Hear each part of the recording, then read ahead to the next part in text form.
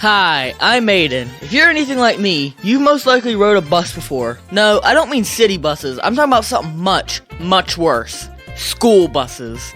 That's right. If your parents didn't love you enough to waste gas money on you like mine, then you most likely had to suffer through one of these four-wheeled death traps. And can somebody please explain to me why there's never been a bus in good condition? Like, riding on the bus basically gets you in the mindset of suffering. Whether it's because of the bullet holes in the seats, the obnoxious kids that make me wishing homicide was legal, or the smells. Why does it constantly smell like someone's crapping their pants, vomiting uncontrollably, and smoking every substance known to man all at once? Like, there is no way bro's back there hitting guava ice in a joint at the same time. Anyway, since I've been riding the bus since the age of 5, I'm basically a seasoned professional. And since a lot of you guys wanted School Stories Part 2, I decided I could pile all my bus stories in one video as a spiritual successor to that video. Except this time it's the bus edition. So grab your popcorn, preferably not the kind that's permanently fused to every bus floor, and let's get into my bus stories. I guess this tale begins as many other tales do, by that I mean school stories. Anyway, kindergarten was the year I started taking the bus for the first time. And as a tiny, gullible 5-year-old with no street smarts, I was basically a walking target.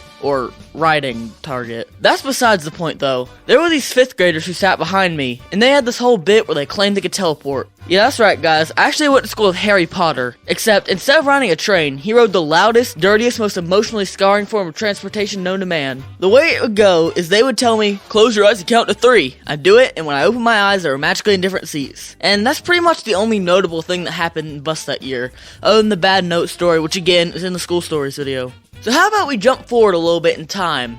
Nope, keep going. Even more. Ah, there we are. 3rd grade. This story is one I've alluded to before, but I've never told in detail, so here we go. So this story took place in the year of 2020, year of our Lord. I think. Is COVID our Lord? You know what? Forget I said that. Anyway, as a 3rd grader, life was going good. I was doing real good in school. I didn't really have that many friends, but I had one really good one. For the purpose of this story, we'll call her Zoe. So me and Zoe were pretty close friends. We'd hang out at recess every day, which to a 3rd grader is basically marriage. But one other important detail about Zoe is that she had a twin brother named, let's call him Zeke. Zeke was a classic elementary school football Chad. Popular, confident, and one of those kids who was already lifting weights at 8 for some reason. And I was the complete opposite, an introverted kid who read for fun. And as such, Zeke and his friends would constantly bully me. So as you can expect, he didn't really like the fact that I was close with his sister. Most of the time I just kept my mouth shut. Externally, I brush it off, but internally, it started building up like a volcano just waiting to blow. And one day it finally did. So I went through school that day just fine. It wasn't a very memorable day in the slightest, until I got on the bus to go home. One thing I have to mention is, Zeke and Zoe both lived in the neighborhood next to mine, so they took my bus every day. Anyway, I was sitting next to Zoe on the bus, and we were just talking. I think we were talking about a book or something. If you couldn't tell, we were both kind of nerds back then. Back to the story though, as we were talking, Zeke just kept giving me this death stare, and I was just trying to ignore him and keep talking, but this man just kept eyeing me down, and eventually I just got fed up with it, so I said, "Bro, what's your problem?" Apparently, it repulsed him that I would have the audacity to respond to him, so he immediately gets out of his seat, walks up to our seat and says, "How about you get away from my sister, you gay, as in homosexual?" Yeah, I feel like you can guess what word he actually said. If you can't, it rhymes with baggot. If you don't know what I'm talking about, good, keep your innocence as long as you can. Honestly, it's not worth Googling. Anyway, this got me mad, so I responded with the meanest thing my 10-year-old brain could come up with. "Stop being such a jerk, Zeke. This is why nobody likes you." Yeah, I really think I hit the nail on the head with that one. Anyway, apparently he took great offense to that, so he just squared off like he wanted to fight, and he said, "You wanna say that again, bro?" I really wasn't afraid of him, so I just stood my ground and said it again. "Listen, Zeke, the reason why nobody likes you is because you're so mean to everyone."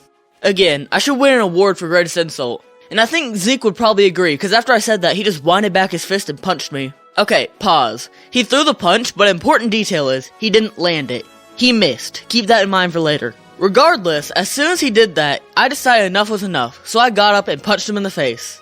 It wasn't hard at all, because reading books and playing Minecraft all day doesn't really give you the biggest of muscles, but it was still a punch. A punch that the bus driver looked up just in time to see.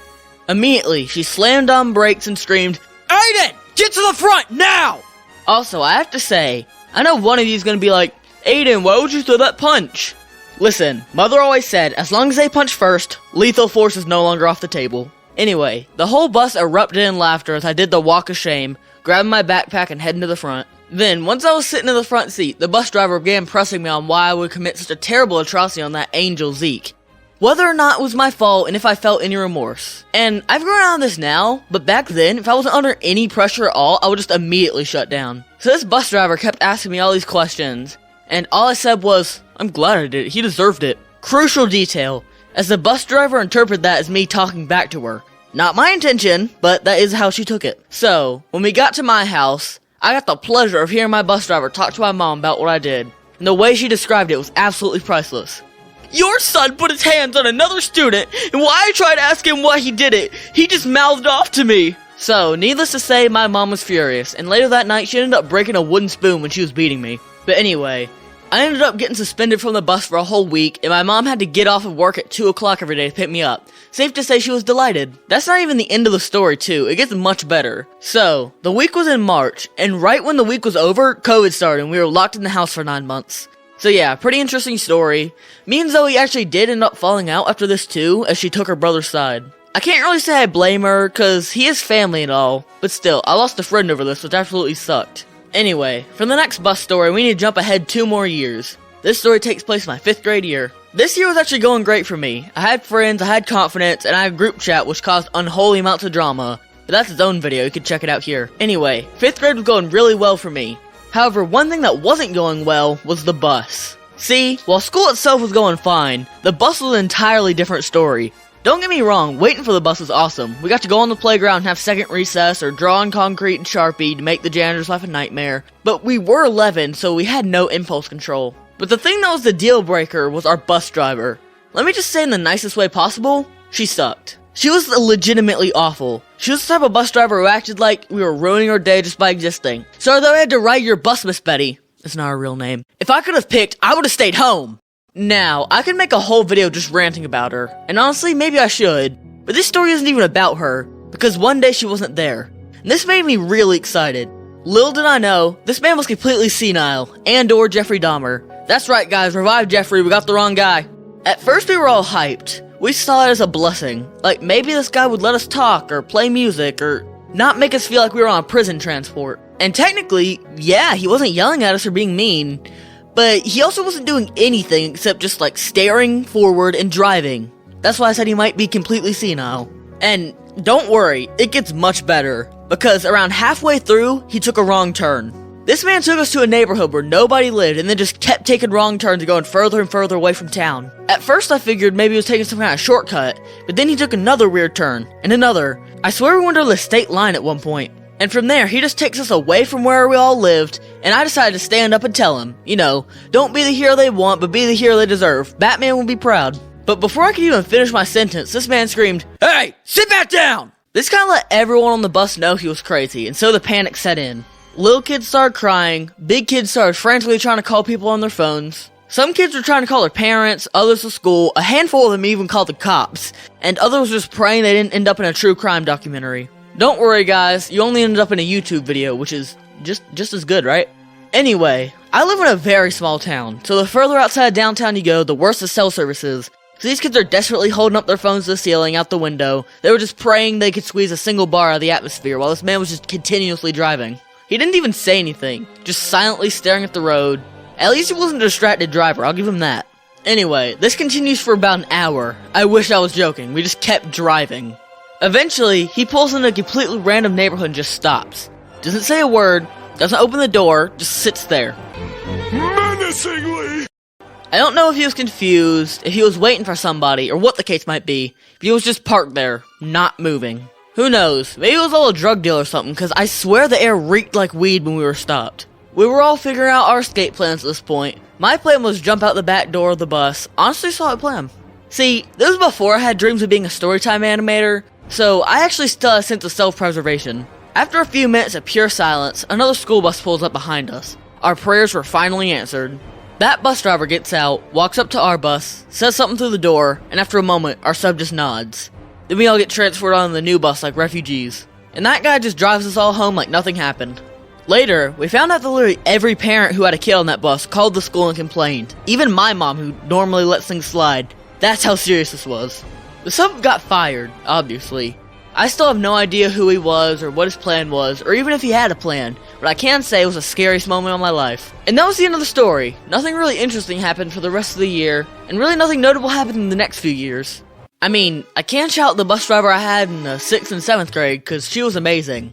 Me and my friend Jacob would always sit in the front, and she would give us free food, whether it be cookies, brownies, candies. Once I got an entire burger from her, that was a day to remember. Unfortunately, she retired this year, so no more of her, I guess. But even without her, one notable thing still happened this year. So, basically, the bus driver's replacement crashed the bus. Yeah, this isn't clickbait, it wouldn't have to be because you already clicked. Now, small disclaimer, I wasn't there for this one. I stopped going to school before this happened. But I do have plenty of friends' accounts, so I'd be able to piece together the whole story.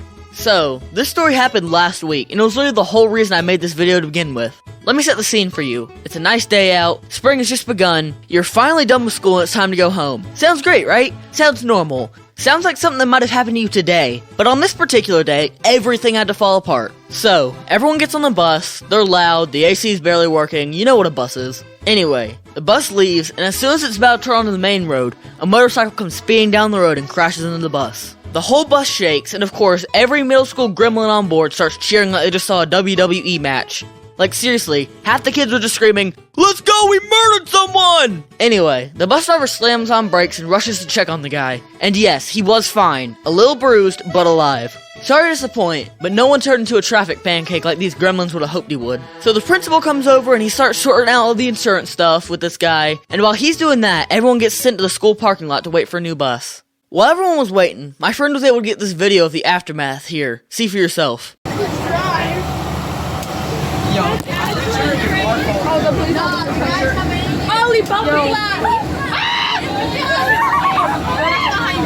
Well, that's about the end for this video.